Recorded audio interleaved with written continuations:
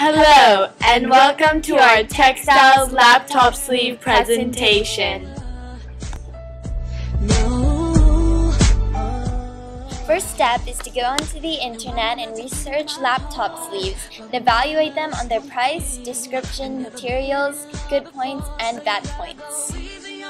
The next step is to make a mood board that shows your personality and what you like. Then you have a choice to do landscape, like I did, or portrait, like I did.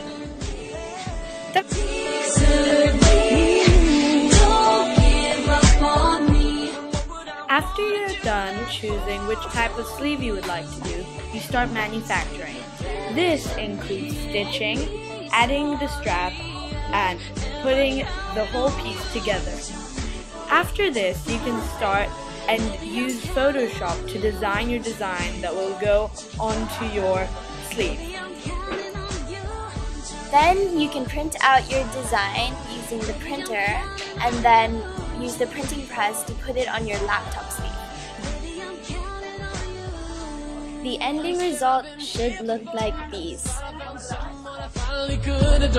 But she failed my test, gotta know her better, so I wasn't the only one. But I'm willing to put my trust in you, baby.